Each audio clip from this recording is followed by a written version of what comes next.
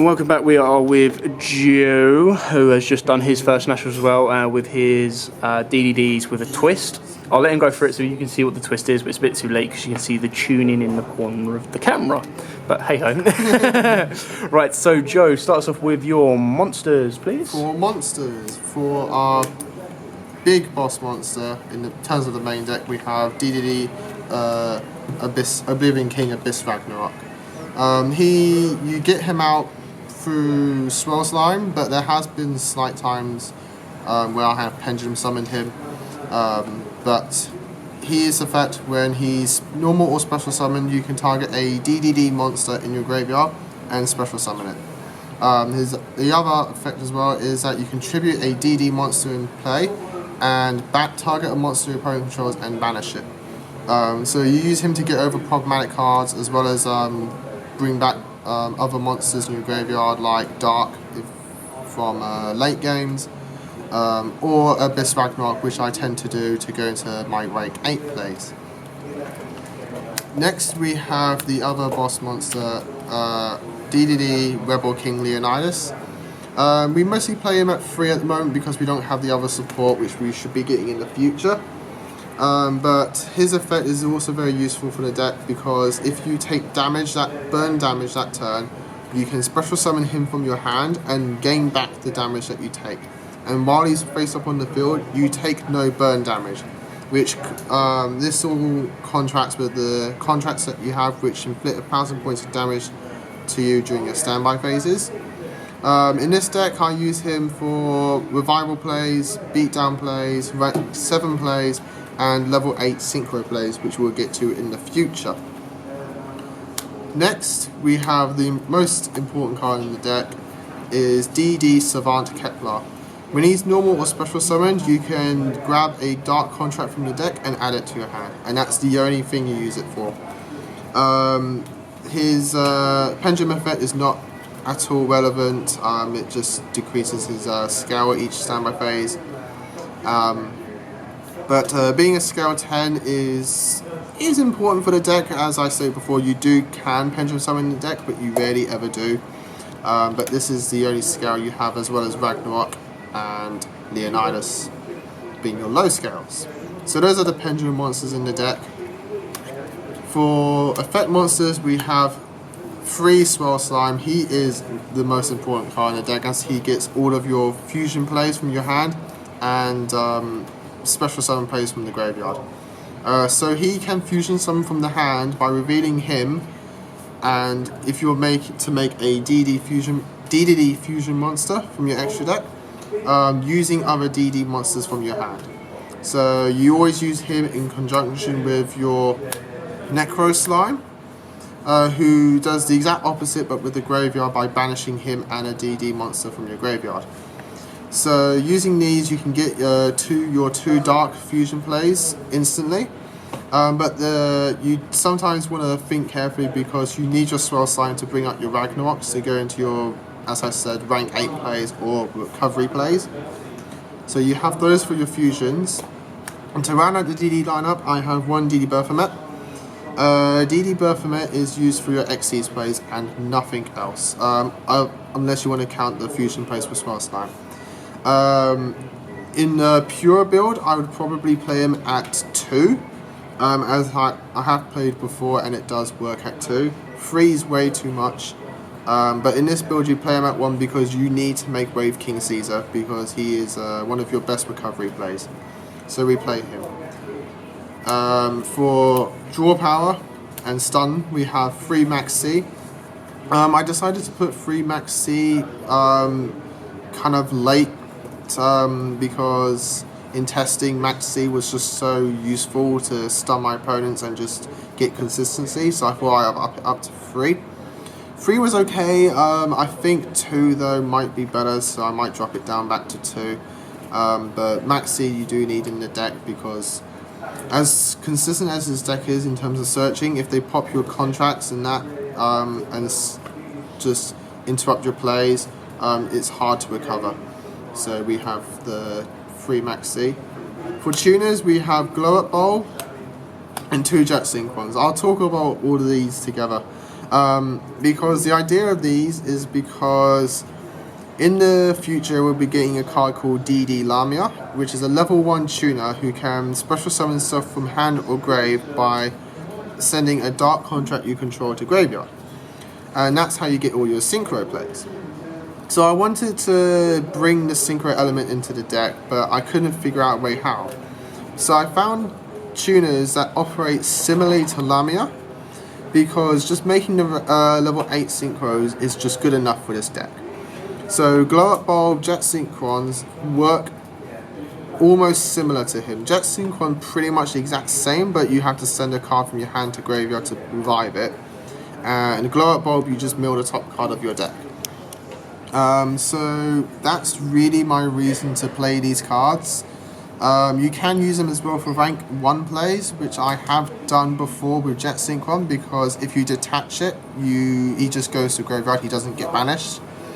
So you kind of got like a free Jet Synchron summon. So this is why I've played these. As you could tell by the fact these aren't sleeved, I have taken these out because as fun as they were, at Nationals they just weren't as useful, and I ended up signing them out every time in games 2 and 3. Glow Up Bulb I'm going to keep because it is useful to make those 2 rank 8, those 2 level 8 synchros, and he can make plays. So that's for monsters. For spells, as you saw before, the one tuning to just search out Junk Synchron, and the milling effect is actually pretty fun. I have gotten some really good mills off a tuning mill. For the rest, we have 3 Dark Contract at the gate. It's your rotor / tanky of the deck. You play this during each of your main phases. You can add a DD from your deck to your hand. In case nobody knows, a triple D counts as a double D, but not the other way around. So this can search out your Ragnaroks and your Leonidas, and not just your Swirl Slimes and your Keplers. So just to inform everybody. For your other contracts, we have 2 Swamps. This has been jumping around from 1 to 2, but in a lot of testing, 2 is the optimal number because you need to get your fusion plays, and if you can't do that, then you're gonna just lose the game, because if you can't get your darks in float, you're just not going to be able to win. And in the Cosmo matchup, you need to be able to make Wave Caesar consistently, which is your biggest monster, because he is your out to the ships. So we play 2 Swamps. For consistency, 2 Allures. This is a dark deck and Allures up to 2, so we play Allure at 2. For other consistency, we have Foolish Burial to mill your tuners or your Necro Slimes or your Swirl Slimes. 1 for 1 because you need to get to Kepler to get to this. And 1 for 1 also serves the other purpose of getting your Jet Synchrons and your Glow Up Bulbs. For back row hate, we won 2 Twin Twisters. I'm going to try and get a 3rd one to start siding it in the side deck, because back row is just not good for this deck. Mask Change 2 because Dark Law is just too good this format, and we can make this quite easily, in fact very easily, and it's another way to get your Keplers off the field, and then you can have a nice 2400 beta who can just banish stuff. Though after I made the edits, I did up this to 2 because you kind of just want to, if you're going more of a pure route, 2 Mask Change 2s is just very good. And then we have Raigeki for board wipe, and a Burial from a different dimension, because you banish a lot in this deck, and so using Burial we can just get back our slimes, and then you just use them again later on. Being able to bring back a Swirl Slime to just go into more Ragnaroks is just too good. So that's for spells, and then for traps we have just 3 traps, which is 1 Warning, a Chaos Trap Hole, and a Call of the Haunted. Warning is standard, everyone knows why Warning is in the deck. Chaos Trap Hole is because the meta is a lot of lights and darks, and they're very optional attributes in the game, so being able to just pay 2,000 and just essentially just get a warning but you can banish it is just too good. I do want to up this to 2 at some point, I just need to get a second one. And Call of the Haunted is just similar to just abuse Abyss Ragnarok and just constantly bring him back and just constantly bring back another. So Cool Hunter kind of like just acts as a 2 revival card. As for main deck, for extra deck, 3 darks. You need 3 darks. In the future, this might drop down to 2 once we get Flame King Genghis, but at the moment we need 3 darks. He converts all of our burn damage to life point gain, and he just, in this build, he acts as your materials for your level 8 synchros. Then we have 2 Wave Caesar King Abyss Ragnarok. Again, you're out to the Cosmo matchup, and your biggest beat stick other than one of your ex Caesars, which I'll get to later. He wins you games just literally on his own. He just wins you games. And for the rest of the fusions, we have 1 Dark Lord. This obviously gets up to 2 if you have 2 Master Change 2s in your deck. For synchros, we have 1 Hot Red Dragon Archfiend Abyss. You make him by ranking up your Scarlight. This can negate a face-up card once per turn, and if he deals damage during the damage, he can revive a tuner from your graveyard, so you can further your synchro plays even more. 3200, he's actually quite hard for people to get over. The times I brought him up, they're just like, how do I get over this?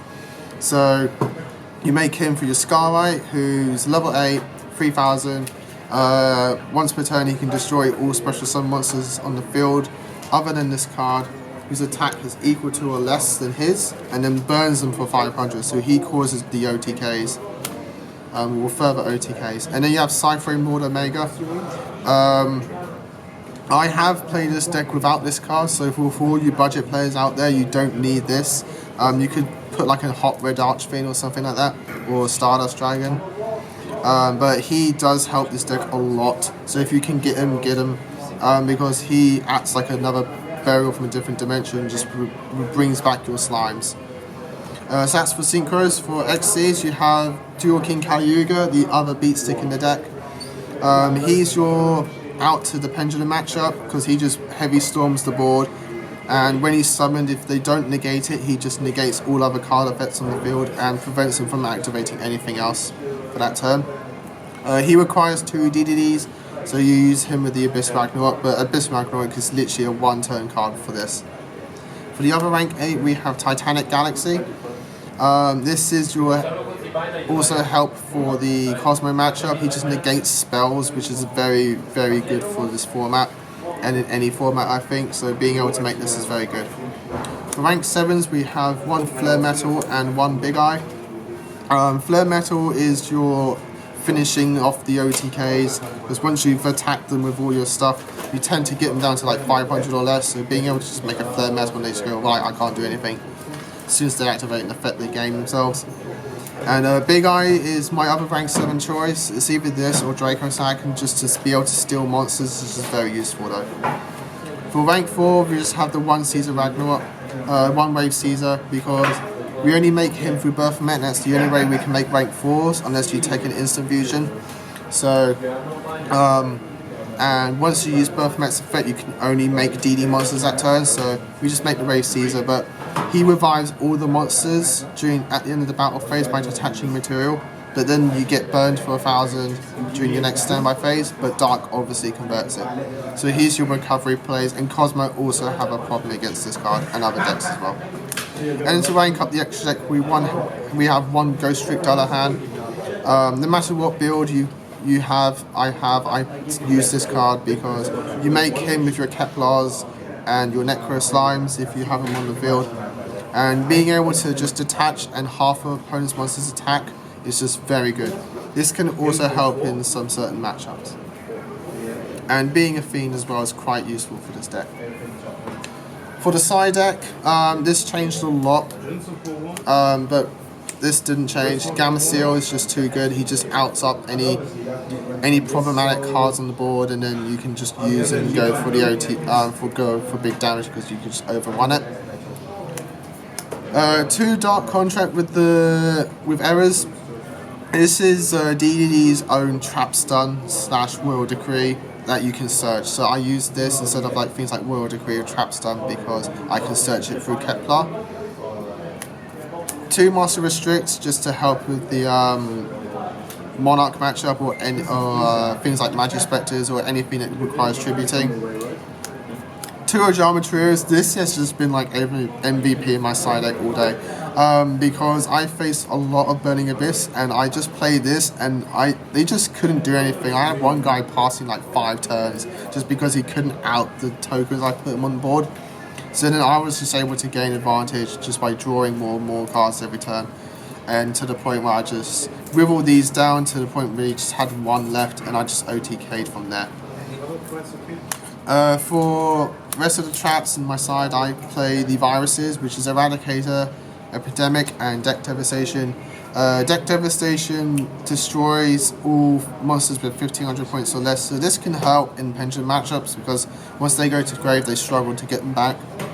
Eradicator, though, stays in the side deck because being able to just out spells and traps completely for 3 turns is just so good, and all you have to do is just tribute a dark monster with 2500 or less, 2500 or more, so you just tribute a dark, which is just so easy to make.